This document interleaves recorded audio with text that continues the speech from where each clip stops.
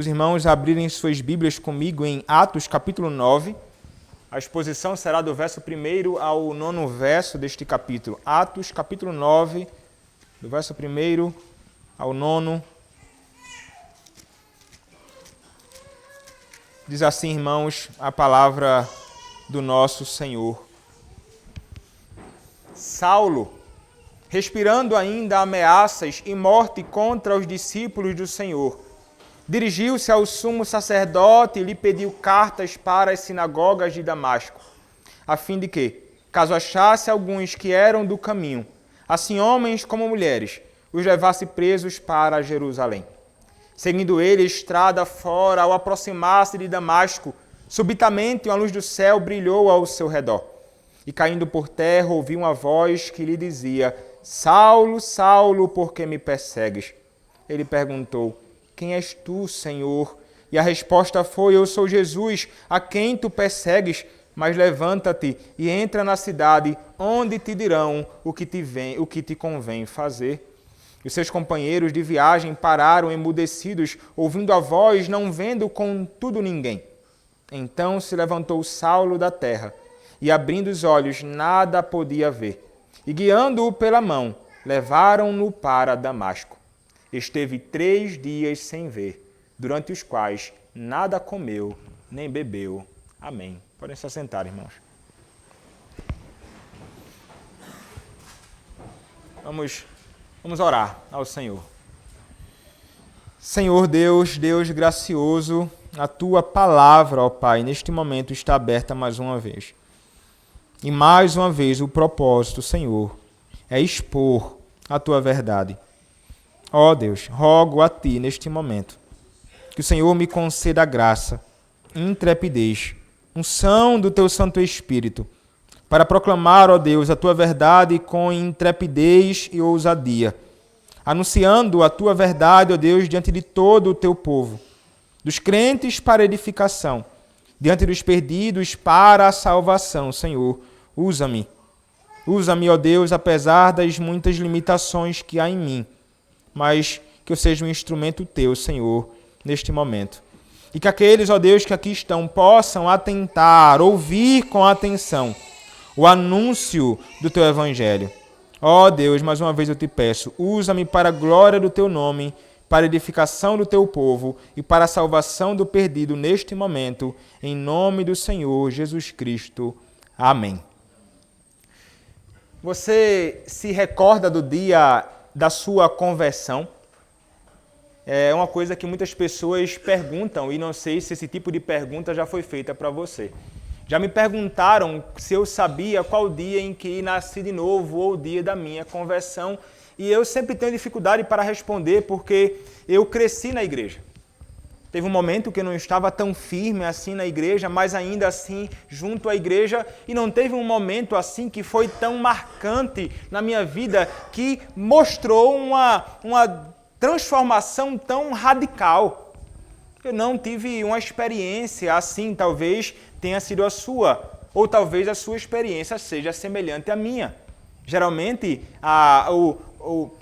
esse tipo de conversão que é abrupta, que então surge na vida de algumas pessoas, geralmente ela não acontece no meio daqueles que crescem na igreja ou daqueles que são filhos do pacto. O Senhor, muitas vezes, em sua graça, conduz à conversão, mas sem ser algo assim que surge como que do nada. Mas muitos acabam experimentando uma realidade de conversão tão marcante que eles sabem exatamente o dia, a hora e o local em que eles encontraram o seu Senhor. Eu não sei, talvez você saiba o dia em que você foi transformado.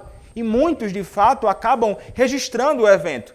Registrando nos seus cadernos, em suas anotações, e alguns fazem isso até mesmo como um livro que nos é apresentado como uma confissão.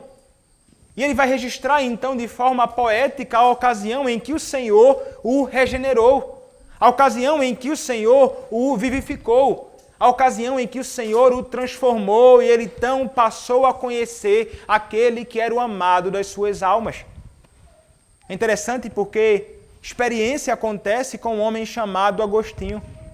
E é interessante que ele vai registrar como o Senhor Deus conduziu a sua vida sob a sua providência, conduzido este homem que antes era envolvido com a religião estranha, que antes era envolvido com todo tipo de pecado, que antes era envolvido terrivelmente com a prostituição, mas então o Senhor Deus um dia abriu os seus olhos e ele contemplou o seu Senhor. E ele escreve então no livro 10 do seu livro Confissões, no livro 10, o seguinte: tarde te amei, ó beleza tão antiga e tão nova, tarde demais eu te amei. Eis que habitavas dentro de mim, e eu te procurava do lado de fora. Eu, disforme, lançava-me sobre as belas formas das tuas criaturas. Estavas comigo, mas eu não estava contigo. Retinham-me longe de ti as tuas criaturas, que não existiriam se em ti não existissem. Tu me chamaste, e teu grito rompeu a minha surdez. Fulguraste e brilhaste, e tua luz afugentou a minha cegueira. Espargiste tua fragrância, e respirando-a, suspirei por ti. Eu te saboreei, e agora tenho fome e sede de ti. Tu me tocaste, e agora estou ardendo no desejo de tua paz. Que linguagem fantástica de Agostinho, falando sobre a ocasião em que o Senhor Deus o chamou. E ele vai falar do Senhor como que o chamando através de vários sentidos. Enquanto ele se lançava sobre as belas formas das criaturas do Senhor, ele está falando sobre a sua vida vil, no pecado da prostituição. O Senhor então chamou ele. Tu me chamaste e teu grito rompeu com a minha surdez. Como o homem, no seu pecado, quando o Senhor então o chama irresistivelmente, nós que antes éramos surdos, agora passamos a ouvir, porque o Senhor rompe com a nossa surdez. O Senhor brilha diante dos olhos dele que eram cegos, e ele passa então a contemplar o Senhor, porque a sua cegueira foi afugentada. Ele então respira a fragrância do Senhor, e ele ao respirar, ele passa a desejar ao Senhor. Ele saboreia como que do Senhor, e ele agora tem fome e sede dele. Ele é tocado por Deus e agora ele arde, suspirando, amando, desejando a paz de Deus e viver com este Deus da paz. Uma transformação de Deus na vida de um homem que foi um servo de Deus que abençoa a Igreja de Cristo com seus escritos também até hoje. O livro Confissões é um livro muito precioso que nos aponta para o modo que o Senhor Deus conduziu a vida deste homem até o dia em que ele conheceu a Cristo. Meus irmãos, algo semelhante acontece com um homem. Um homem certamente muito mais importante que o próprio Agostinho. Um homem que foi chamado pelo Senhor. Quando ele estava, então, mergulhado em grande confusão e distante de Deus, quando imaginava que estava perto do Senhor. E este homem foi chamado por Deus irresistivelmente, de um modo impressionante, enquanto ele procurava fazer o mal contra a Igreja do Senhor Jesus Cristo, e este homem é o apóstolo Paulo. Nós chegamos aqui agora, irmãos, à ocasião em que este homem ele vai começar a ser um personagem central na história do livro de Atos. E nós veremos que este homem, ele fora anteriormente um homem verdadeiramente perverso. Nós conhecemos Paulo, irmãos, mas conhecemos um Paulo geralmente tão maravilhoso, tão abençoador através das suas epístolas, mas quem fora o apóstolo Paulo antes? E o texto, irmãos, desta noite nos mostra que ele era um grande inimigo de Cristo. Ele era um grande inimigo da Igreja do Senhor Jesus Cristo. Nós vimos nas exposições anteriores como ele estava ali participando de tudo aquilo que era contrário à vontade do Senhor. Nós vimos que ele estava junto à ocasião em que homens estavam para apedrejar Estevão, o diácono, cheio do Espírito Santo. E então ele segurou as vestes daqueles homens para que eles pudessem, então, com liberdade, apedrejar com toda a força Estevão, servo do Senhor. E ele consentia com a morte daquele homem. O texto nos diz, em Atos capítulo 8, verso 1, e Saulo consentia na sua morte. Era um homem que compactuava com os desejos perversos de todos aqueles que, de todos os modos, tentavam perseguir a igreja de Cristo. E aqui, irmãos, então, o texto nos volta os olhos, mais uma vez, para este homem. E vai falar que o coração deste homem continua tão perverso, tão mau, tão duro, como na ocasião em que ele contempla Estevão sendo apedrejado. O capítulo 9, no versículo 1, nos diz, Saulo, respirando ainda ameaças e morte contra os discípulos do Senhor, dirigiu-se ao sumo sacerdote. Saulo, o nome judeu dele, o nome hebraico dele. E também ele é chamado de Paulo, o seu nome grego, romano. O texto nos diz que ele, Saulo, que é o apóstolo Paulo, respirando ainda ameaças e morte. Veja que o que ele respirava, o que ele ansiava, o desejo profundo do seu coração, é que o texto está nos ensinando, era se voltar contra o povo. Não somente com ameaças declaradas ao povo, mas ele também respirava ameaças e morte. Veja que o coração dele estava tão envolvido com esta causa que ele fazia isto de todo o coração, alma, força e entendimento. Ele não servia a Deus com toda a alma, força e entendimento. Ele servia a sua causa na sua cegueira com todo o seu ser.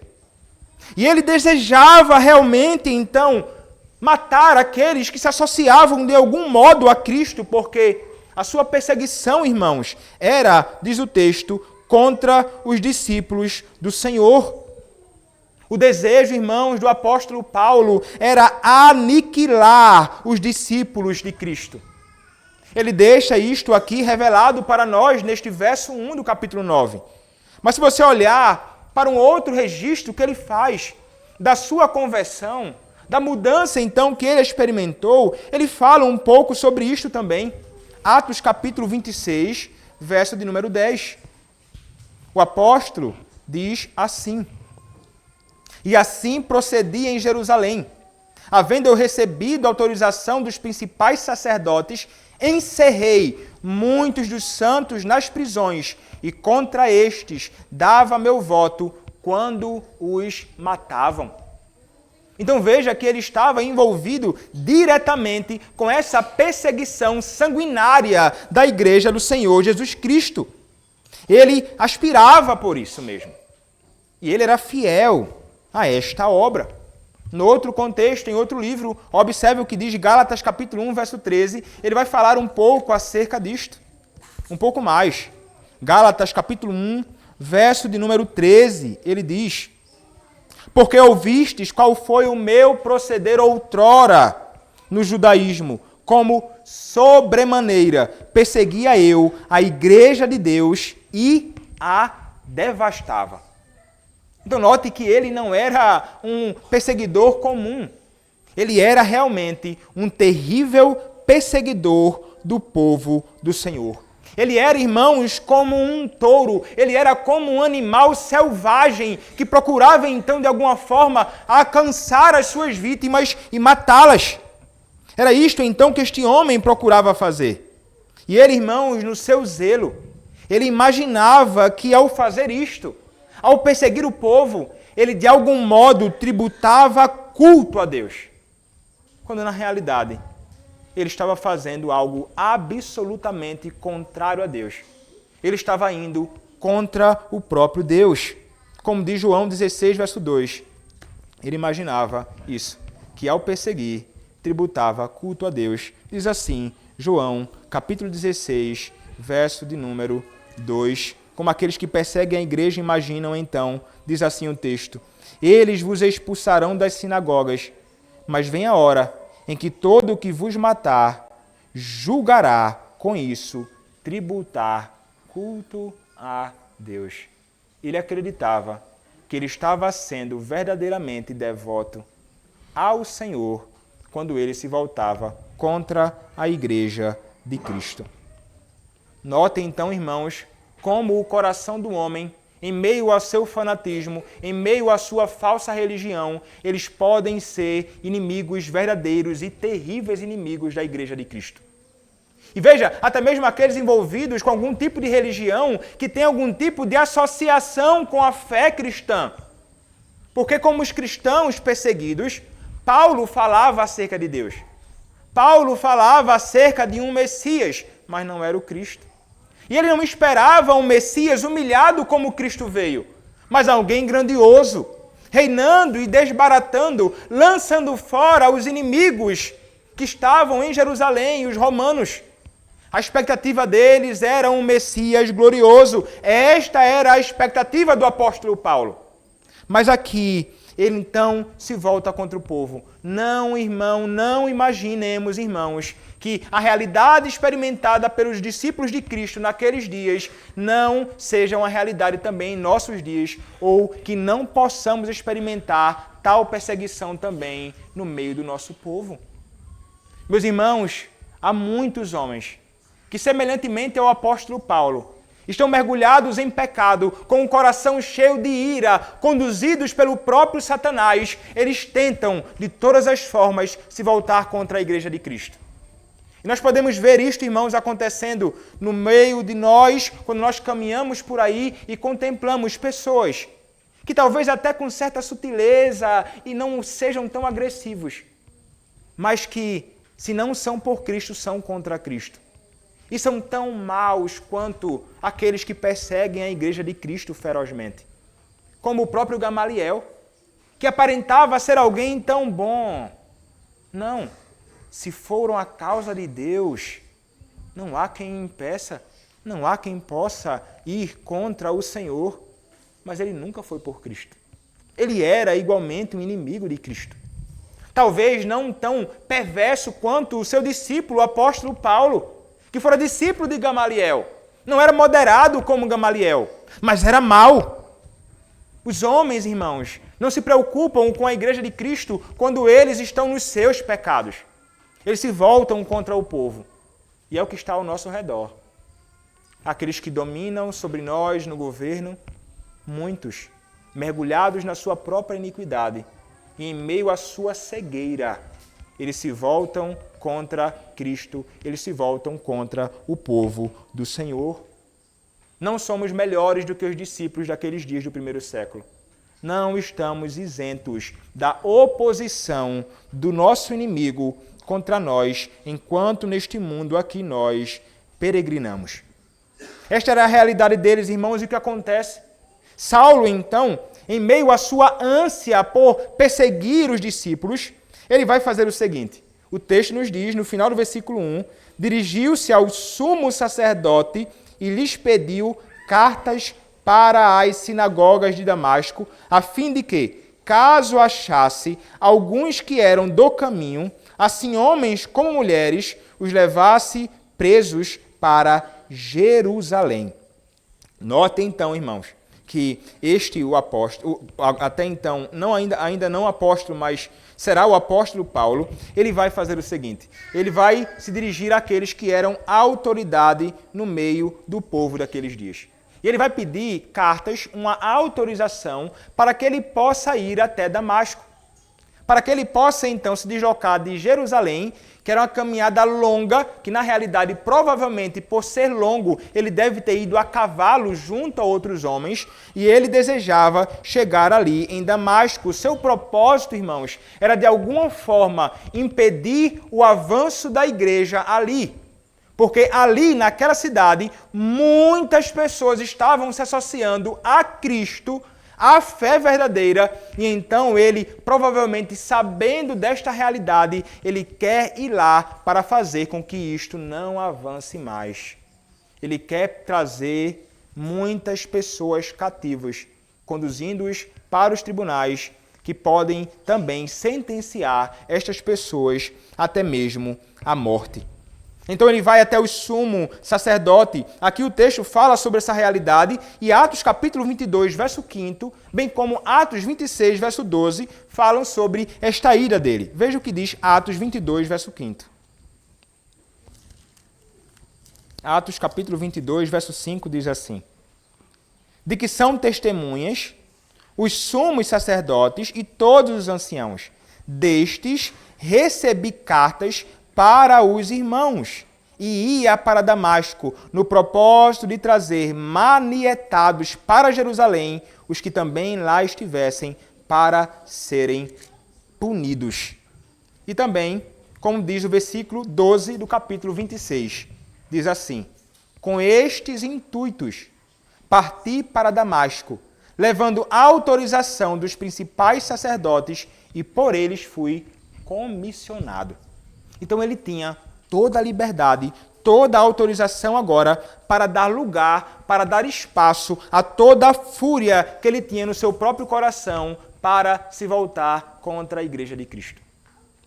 E é exatamente isso, irmãos, que ele vai procurar fazer. O texto nos diz que ele vai pegar essas cartas às sinagogas de Damasco, a fim de que, caso achasse alguém que era do caminho. É interessante como os discípulos de Cristo, naqueles dias, eram chamados de aqueles que eram do caminho. Essa mesma linguagem é usada em outras ocasiões aqui em Atos. Você pode olhar, por exemplo, o que diz Atos capítulo 19, verso 9. Atos capítulo 19, verso 9, a Escritura Sagrada diz assim: visto que alguns deles se mostravam empedernidos e descrentes, falando mal do caminho diante da multidão. Outro texto que você pode considerar falando também sobre isto é Atos capítulo 22, verso de número 4, onde é dito o seguinte: persegui este caminho até a morte, prendendo e metendo em cárceres homens e mulheres. O que seria então, qual é essa ideia então de alguém ser chamado que são aqueles do caminho? A ideia, irmãos, em geral, é que eles eram aqueles que seguiam os passos de Cristo. Eles eram aqueles que caminhavam como o Senhor Jesus Cristo. Eram pessoas que estavam associados com o caminho da verdade, segundo as palavras de Cristo. Ele identificava, então, nestas pessoas que eles eram, de alguma forma, associados com aquele que é o caminho, a verdade e a vida. Então, ao contemplar este tipo de gente, ele vai se voltar contra estas pessoas com toda a sua fúria. Caso ele encontrasse alguém, ele iria então prendê-los. Então, note que essa é a reação deste homem mau. E ele não fazia nenhum tipo de privilégio para ninguém. Porque quando ele encontrasse alguém que era do caminho, não importava se era homem ou mulher, ele iria pegar e ele iria levar preso para Jerusalém. Veja aqui, irmãos, que ele teria que identificar essas pessoas em Damasco. E ele certamente sabia, por alguma característica na conduta e vida daquelas pessoas, que elas tinham algum tipo de associação com o caminho. Algo neles que fazia com que ele identificasse aqueles que estavam relacionados a Cristo. Meus irmãos, eu temo que o mundo olhe para nós e não veja em nós absolutamente nada semelhante a Cristo. Eu imagino, irmãos, que talvez alguns de nós, naqueles dias, se o apóstolo Paulo passasse por nós, não identificaria a gente como um do caminho. Porque, irmãos, aqueles que são verdadeiramente do caminho vão revelar na sua vida, na sua conduta, nos seus gestos, algo semelhante a Cristo. E assim, então, serão identificados. Será, meu irmão, que se uma perseguição se der em nosso meio, será que os homens maus que tentam identificar aqueles que estão associados a Cristo irão identificar você como associado a Ele? Meus irmãos, para que eles pudessem ser percebidos, eles teriam de revelar Cristo neles. Eles certamente eram pessoas que tinham algum tipo de associação tão real com o seu Senhor que era impossível eles não perceberem que eles eram do caminho. E assim sofriam perseguição por causa de Cristo. Sofriam perseguição pela causa de Cristo. E ele estava determinado a fazer isto. Irmãos, é melhor que, mesmo sofrendo a maldade e a perseguição dos homens maus, é melhor que sejamos identificados como aqueles que são do caminho, que tem algum tipo de associação ou que revela Cristo em nossas vidas, do que não sermos perseguidos e não termos nenhuma marca em nós de Cristo. É melhor sofrermos por Cristo do que não sofrermos por Ele e sem ter em nós nada de Cristo revelado. Porque, irmãos, o sofrimento que podemos sofrer neste mundo, sob a maldade dos homens perversos que perseguem o povo do Senhor, não se compara com o sofrimento dos homens que sofrerão eternamente por nesta vida não terem nenhum tipo de associação com o seu Redentor. O que sofremos aqui não se compara com o peso de glória que há de vir e aquilo que nós haveremos de experimentar. É melhor que soframos pelo nosso Senhor. O apóstolo Paulo perseguia estes homens, ou antes ainda, Saulo ou Paulo, perseguidor da igreja de Cristo. Estava ele ali, irmãos, procurando quem devorar. Mas então, irmãos, o que é que o texto nos diz? No versículo 3, seguindo ele, estrada fora. Ao aproximar-se de Damasco, subitamente uma luz do céu brilhou ao seu redor. E caindo por terra, ouviu uma voz que lhe dizia: Saulo, Saulo, por que me persegues? Veja, irmãos, ele estava indo. Ele estava a caminho de Damasco. Ele ainda não havia chegado em Damasco. E ao aproximar-se de Damasco, subitamente uma luz brilhou.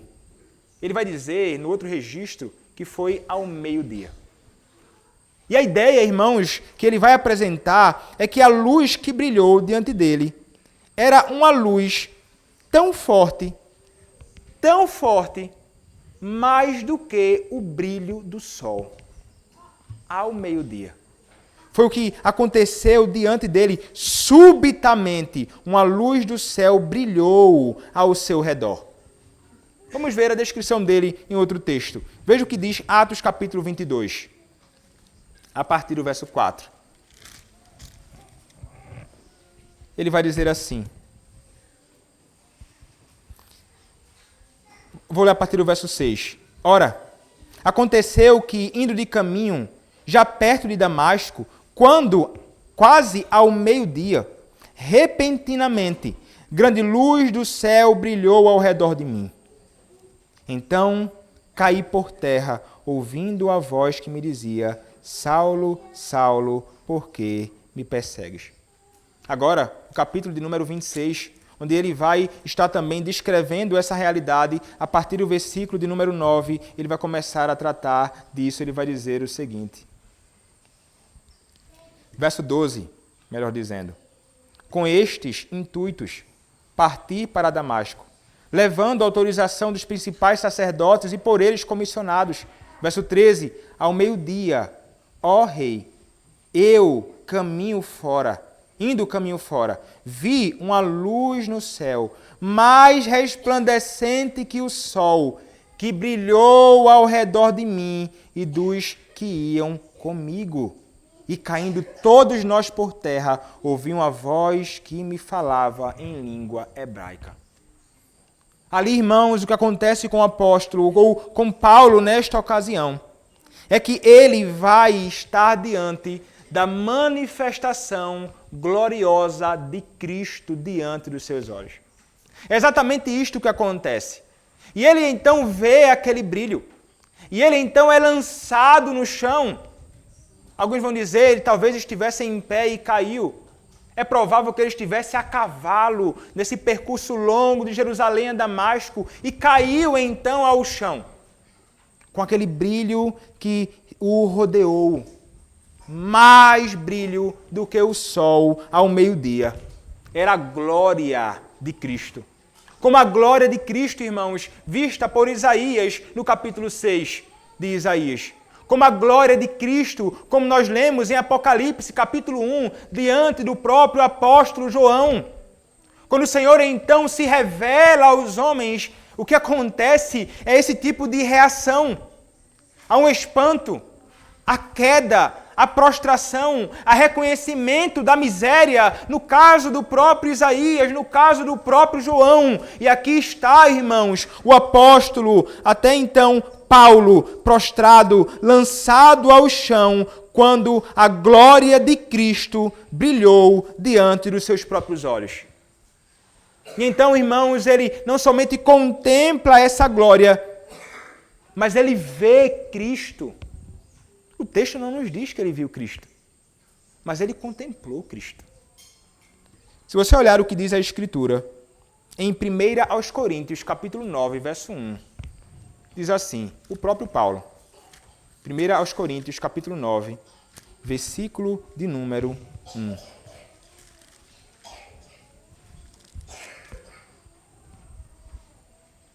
Diz assim, não sou eu, porventura, livre? Não sou apóstolo? Não vi Jesus, nosso Senhor? Então ele está dizendo, eu vi Cristo, que é o nosso Senhor. Um outro texto, ainda em 1 Coríntios, capítulo 15, verso 8, a Escritura vai dizer assim, e afinal, depois de todos, foi visto também por mim como por um nascido fora de tempo. Então Paulo, ele sim contemplou o Senhor. E ele fora, em meio à sua conversão, nós veremos que ele também é comissionado para o ministério apostólico. Ele vai dizer, como alguém nascido fora de tempo. Ele não se considerava digno, mas estava ele ali, com todas as credenciais necessárias para ser um verdadeiro apóstolo de Cristo, que era ver a Cristo e ser chamado diretamente por ele. Paulo contempla Cristo com seus próprios olhos e é chamado por Cristo. William Perkins, um puritano chamado pai do puritanismo em inglês, ele vai dizer, o comissionamento do apóstolo Paulo provavelmente foi mais glorioso do que os outros servos e apóstolos, porque todos os outros foram comissionados por Cristo humilhado. Paulo fora comissionado pelo Cristo glorificado, sobremodo exaltado. O Senhor, então, é visto diante dos olhos deste homem. Ele sabe que é o próprio Cristo que está ali diante dele. Mas ele vai reconhecer, sobretudo, por causa da voz que fala com ele. O texto nos diz que o céu brilhou ao seu redor esta luz. Verso 4. E caindo por terra, ouvi uma voz que lhe dizia, Saulo, Saulo, por que me persegues? Nós lemos que no capítulo 22 é dito também, Saulo, Saulo, por que me persegues? Mas se você olhar, o capítulo 26 vai ter algo a mais. Diz assim o texto, verso 14 do capítulo 26. E caindo todos nós por terra, ouvi uma voz que me falava em língua hebraica, Saulo, Saulo, por que me persegues? Dura coisa é recalcitrares contra os aguilhões. Que coisa impressionante. Ele vai chamar o apóstolo, o Saulo, o Paulo pelo nome. Veja, ele identifica este homem diretamente. Saulo, Saulo. Parece-nos, irmãos, uma ocasião dramática. Ele chama, então, rapidamente o servo dele. Ele o conhece. Ele sabe quem são aqueles que verdadeiramente pertencem a ele. E ele então diz, Saulo, Saulo, por que você me persegue? Como você pode, Saulo, continuar me perseguindo, mesmo tendo conhecimento de mim? Irmãos, ele sabia que era o próprio Cristo falando com ele. É o próprio Cristo que fala com ele. E ele vai até deixar isso mais claro à frente. Ele vai perguntar, quem és tu, Senhor? Ele vai dizer que é o próprio Cristo. É o próprio Senhor, o texto nos diz assim. Ele perguntou, quem és tu, Senhor? E a resposta foi, eu sou Jesus, a quem tu persegues? Ele escuta a voz de Cristo, naquele contexto. E veja, irmãos, que ele vai dizer como você pode recalcitrar contra os aguilhões. É como se o Senhor estivesse, de alguma forma, tentando conduzir este homem, subjugá-lo com agrilhões que eram usados para subjugar animais. Mas ele lançava longe. Ele lançava fora. Ele não queria se sujeitar ao Senhor que vinha tentando subjugar este homem. Mas agora, irmãos, naquele momento, não há como este homem permanecer duro. Ele tem de ser quebrado. A sua altivez, o seu orgulho, tudo que ele fazia para resistir ao Senhor é lançado por terra. Agora o Senhor o chama e ele é chamado, irmãos, pelo próprio Senhor irresistivelmente. Ele é chamado por Deus. Ele é vocacionado pelo Senhor. Mas em meio, irmãos, à apresentação de Cristo a Saulo, que está ali com a sua consciência acusando-o, porque ele escuta que quando ele persegue a igreja de Cristo, ele está perseguindo o próprio Cristo. E é isso que Cristo diz a ele. Saulo, Saulo, por que me persegues? Mas a quem Saulo estava perseguindo, irmão? A igreja. Impressionante isto. Impressionante vermos Cristo glorificado associando-se à igreja. Isso nos fala muito sobre a bendita união de Cristo. Os sofrimentos da igreja de Cristo é um sofrimento que Cristo experimenta pelo seu povo. E quando então os homens maus se levantam, irmãos, contra nós, é exatamente contra Cristo que eles se levantam. E não há loucura maior do que a loucura desses homens, irmãos. Porque como podem eles ousar se voltar contra Cristo? A Escritura nos diz, no Novo Testamento, bem como no Antigo, como no Salmo 2 que nós cantaremos, que quando os homens se levantam contra o ungido do Senhor, o Senhor ri deles. E o Senhor é aquele que se volta contra eles. E o Senhor é aquele que subjuga os seus inimigos. Mas é também o mesmo Senhor que, ao subjugar os seus inimigos, Ele também é aquele que oferece gratuitamente a salvação. No Salmo 2, a oferta livre do Evangelho é feita aos reis, aqueles que o perseguiam. Aqui, irmãos, nós vemos o Senhor falando com Paulo, como que anunciando o Evangelho que é Ele mesmo. É o próprio Cristo pregando, é o próprio Cristo exortando, é o próprio Cristo chamando, convencendo aquele homem acerca de que Ele é o Redentor, Ele é o Nazareno, Ele é o Messias, Ele é o ungido e somente nele Saulo poderia encontrar verdadeira salvação. Quem és tu, Senhor? Ele diz. Ele não chama Cristo de Senhor, como nós chamamos aqui. Senhor, ou eu me dirijo a um homem mais velho do que eu, Senhor, o Senhor. Não, ele está falando aqui de Kyrios, é o Senhor. Ele vai chamar ele de um Senhor elevado. Ele sabe que é Cristo, ele sabe que é a manifestação do Filho de Deus. Ele sabe que é uma manifestação do Filho do Homem. Ele sabe agora, irmãos, naquele momento, que ele estava se voltando contra aquele contra quem ele nunca, jamais deveria declarar um conflito. E ele estava ali diante daquele que, como o Senhor soberano, Rei, pode subjugá-lo. Porque ele é o Cristo e é o Rei. E como diz ele, como um Senhor que reina, ele não somente nos defende dos seus e nossos inimigos, mas ele também, no seu ofício real, como o Rei Cristo, ele é aquele que subjuga os homens, chamando-os para si. Foi isso que ele fez com Paulo.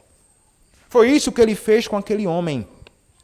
Ele está diante daquele que ele tão ferrenhamente perseguia. Meus irmãos, como é consolador sabermos que aquele contra quem nós, antes de conhecermos Ele como nosso Salvador, aquele que nós perseguíamos, aquele que nós fazíamos oposição, foi ele quem nos subjugou. Ele um dia, meus irmãos, se manifestou para nós. Não como se manifestou para Paulo no caminho de Damasco, mas se manifestou de modo também tremendamente maravilhoso na nossa salvação. Cristo foi abraçado por nós. Nós fomos salvos por Ele, pelo testemunho do seu Evangelho. E agora, irmãos, uma vez agora associados com Cristo, unidos a Ele, agora estamos sob os cuidados daquele a quem perseguíamos. E Ele, irmãos, está junto a nós. E devemos saber que quando os homens se voltam contra você, quando os homens se voltam contra a igreja de Cristo, eles estão voltando contra o nosso Senhor. E este Senhor, contra quem eles se levantam, é aquele que nos defende. É aquele que te guarda. É aquele que protege o seu povo. É aquele que nunca, jamais permitirá que os inimigos de Deus prevaleçam sobre a sua igreja. Isso deve, irmãos, nos dar segurança e não deve permitir que os nossos corações sejam tomados de temor, imaginando que os homens neste mundo podem, de alguma forma, destruir a igreja. Nunca, irmãos, poderão. Nunca, jamais conseguirão. Podem tentar de todas as formas, mas aquele que está conosco sempre avançará com vitória contra os seus inimigos. Aquele que está unido a nós, irmãos, não é um homem fraco e impotente como eu e você. Ele é todo poderoso. O apóstolo, irmãos, agora, Paulo, que ainda não é apóstolo na realidade, difícil a associação com o apóstolo Paulo ainda na sua transformação. Ele agora tem a graça de contemplar e de conhecer aquele que é o seu amado. Cristo, como nós um dia também conhecemos. E nós um dia também tivemos a graça de contemplar no Evangelho. Meus irmãos, quando Cristo é anunciado, quando o Evangelho é proclamado, Cristo é lançado a nós. E nós contemplamos a Cristo no Evangelho. E é Ele também quem nos convence da nossa vil condição. Estava lá, irmãos, este homem, eu sou Jesus, a quem tu persegues. E então ele lançado no chão, agora humilhado, no versículo 6 nos diz, mas levanta-te e entra na cidade, onde te dirão o que te convém fazer. Entra na cidade e te dirão o que te convém fazer. O verso de número 10 do capítulo 22 diz assim, então perguntei, que farei, Senhor? E o Senhor me disse, levanta-te, entra em Damasco, pois ali te dirão acerca de tudo o que te é ordenado fazer. Note, irmãos, que agora este homem, que procurava de alguma forma entrar com triunfo na cidade de Damasco, ele vai entrar humilhado. Ele não entra montado no seu cavalo como um homem poderoso. Ele não entra montado no seu cavalo como alguém que é imbatível. Ele não entra montado no seu cavalo como alguém que tem toda a garantia de que trará pessoas cativas. Ele entra em Damasco, lançado ao chão, humilhado. Ele é conduzido pelos seus companheiros, porque ele agora já não consegue enxergar nada. O verso 7 nos diz assim, os seus companheiros de viagem pararam emudecidos, ouvindo a voz, não vendo contudo ninguém, na manifestação de Cristo diante de Paulo.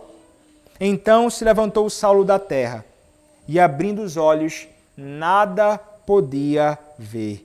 E guiando-o pela mão, levaram-no para Damasco. Veja que condição deste homem. Que humilhação na vida de Saulo. Mas que humilhação, irmãos, gloriosa. Porque era a humilhação que o exaltava dessa condição vil. Cristo, quando morreu, ele se humilhou para que fôssemos exaltados. Ele estava humilhado ali, sim. Era um homem agora vencido. Ele foi vencido por Cristo. Ele foi derrotado pelo Senhor. Ele imaginava que venceria, mas o Senhor não é vencido por ninguém. E Ele faz com que até mesmo aqueles que são seus perseguidores possam se voltar para Ele. Vejam, irmãos, que Cristo, Ele, ao começar a transformar um homem, ao agir na vida do homem, Ele humilha este homem. E Ele faz isso muitas vezes quando Ele chama homens para servi-lo na dianteira. Chamando estes homens para serem servos dEle, para serem ministros, para servirem ao Senhor na sua casa, como Ele haverá de ser levantado para ser apóstolo aos gentios. Estava ali, irmãos, ele não conseguia enxergar literalmente. Ele ficou, então, sem conseguir enxergar. Ele nada podia ver. O brilho foi tal que ele não conseguia enxergar. Como vai dizer alguns comentaristas, irmãos, a realidade da cegueira do apóstolo neste contexto, física, apontava para uma realidade espiritual da sua condição antes. Ele não conseguia enxergar a Cristo no que diz respeito a olhar para Cristo espiritualmente. Ele estava cego. Ele estava longe. Semelhantemente a Agostinho, que não conseguia enxergar, mas os seus olhos foram abertos. O Senhor arrancou a sua cegueira e ele contemplou o seu Senhor. Essa é a experiência de Paulo, irmãos, que neste sentido é semelhante à minha e à tua. Porque nós éramos, por natureza, filhos da ira. Éramos, por natureza, filhos da perdição, como também os demais. Éramos, por natureza, pessoas envolvidas e mergulhadas em todo tipo de pecado. Estávamos mergulhados no pecado na carne. Éramos escravos da carne, de Satanás, do mundo. E fazíamos o desejo da carne e não do Senhor. Esta era a minha condição e a sua. Estávamos distantes. Pensávamos que estávamos vivos, mas estávamos mortos. Pensávamos que conseguiríamos enxergar e conseguíamos enxergar o mundo com clareza, mas a realidade era que não. E não conseguíamos contemplar as coisas espirituais até que o Senhor Deus, Ele nos vivificou. Até que o Senhor Deus, Ele nos regenerou. Até que o Senhor Deus, Ele nos deu nova vida. Até que o Senhor Deus, Ele nos chamou eficazmente. Como nós lemos, irmãos, aqui, na pergunta de número 67 do Catecismo Maior de Westminster. A vocação eficaz, ocasião em que somos regenerados pelo Senhor. O apóstolo, até então ainda, Paulo, ele, irmãos, ele fora regenerado pelo Senhor. O Senhor o chamou irresistivelmente. Como diz o Catecismo Maior, pergunta 67. Que é vocação eficaz. Vocação eficaz é a obra do poder e graça onipotente de Deus, pela qual, do seu livre e especial amor para com os eleitos, e sem que nada neles o leve a isto, ele, no tempo aceitável, os convida e atrai a Jesus Cristo pela sua palavra e pelo seu Espírito, iluminando seus entendimentos de uma maneira salvadora, renovando e poderosamente determinando as suas vontades, de modo que eles, embora em si mortos no pecado, tornam-se por isso prontos e capazes de livremente responder à sua chamada e de aceitar e abraçar a graça nele oferecida e comunicada. O Senhor nos regenera para que possamos abraçar a Cristo, aquele que é livremente oferecido no Evangelho. Foi isso, irmãos, que nós vivemos, experimentamos também. Cristo, ele foi oferecido a nós gratuitamente, como ele se oferece ao próprio Paulo. Gratuitamente. Indiscriminadamente a nós. E ele é oferecido até ao mais vil pecador, porque é isso que Paulo é. Ele até vai dizer que ele se considerava como o maior dos pecadores. E então, irmãos, o Senhor o salvou. Não há homem que o Senhor Deus realmente não possa salvar. Ele é soberano na salvação dos homens. O homem mais terrível que você imaginar hoje, ele pode ser transformado pelo Senhor. Você crê nisso? Você crê que a palavra de Deus é poderosa para transformar o mais vil dos homens? Você crê que essa palavra é poderosa para regenerar o coração do presidente do Brasil? Você crê que essa palavra é poderosa para regenerar o coração de Alexandre de Moraes?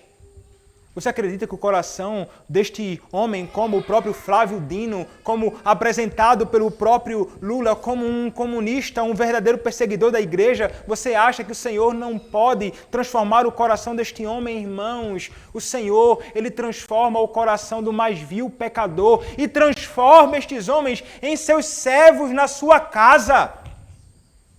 É isto que ele experimenta.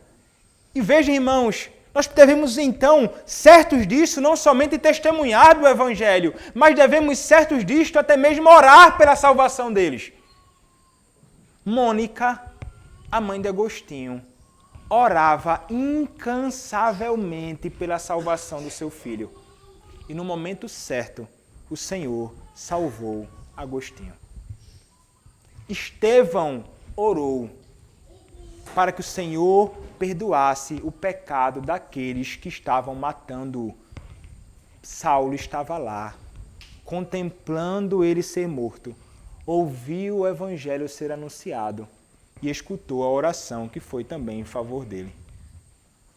E provavelmente, irmãos, o Senhor Deus escutou a oração de Estevão, voltando-se favoravelmente a Saulo e resgatando-o, trazendo pelos seus laços de amor a ele mesmo.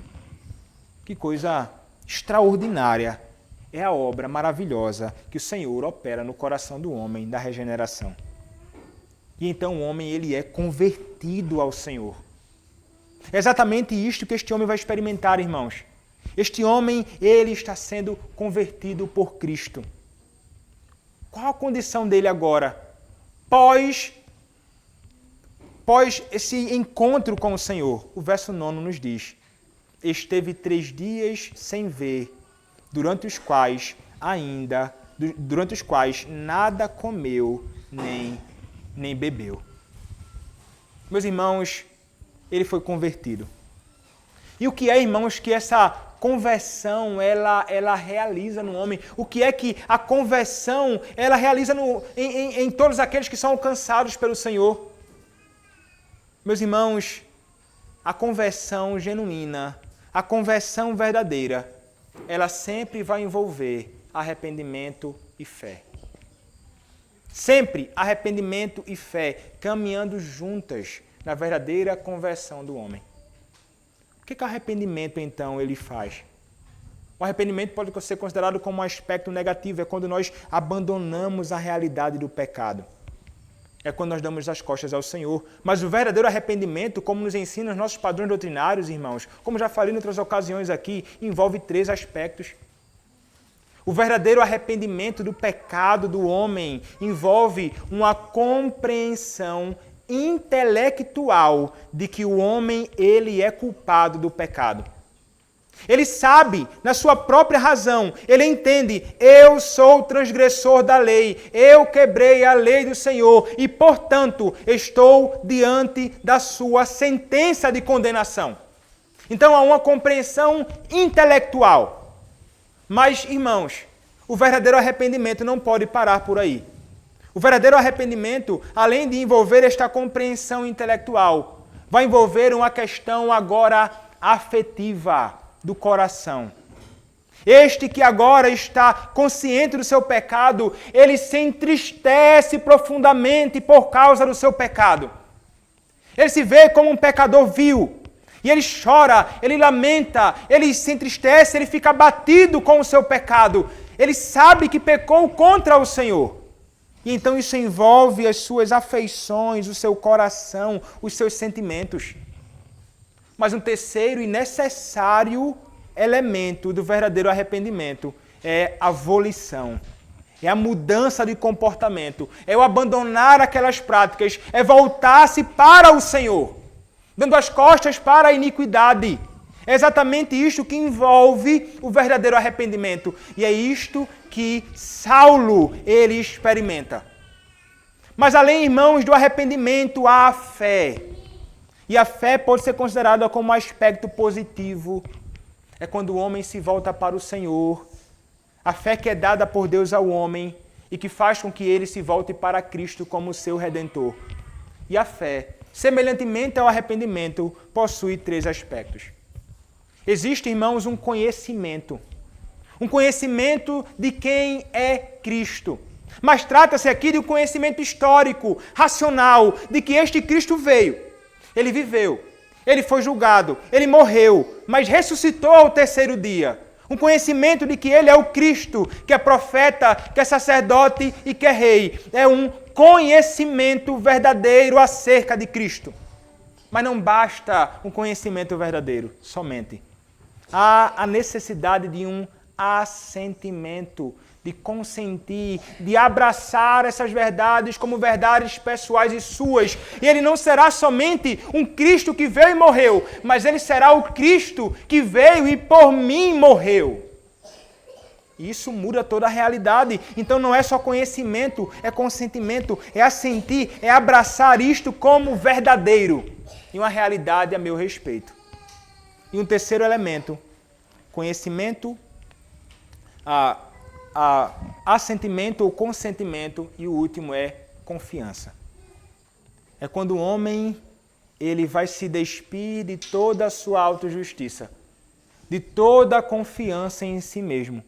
E a linguagem dos puritanos era: e nós então nos lançamos sobre Cristo, confiando plenamente que Ele é um Salvador suficiente e que Ele me salvará do meu pecado, porque Ele é Deus gracioso.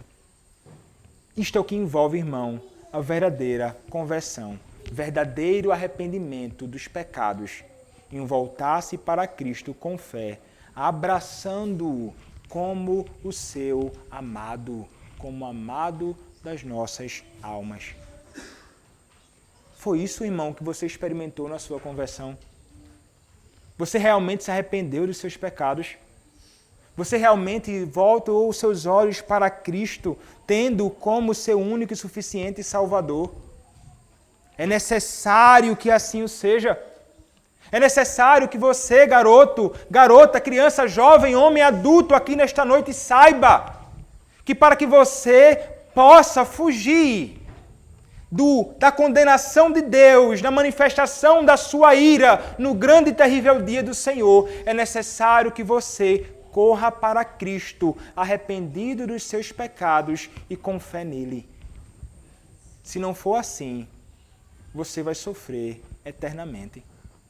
Se não for assim, a ira de Deus permanece sobre você, e não pense que isso é loucura de pastor que fica falando essas coisas para amedrontar as pessoas.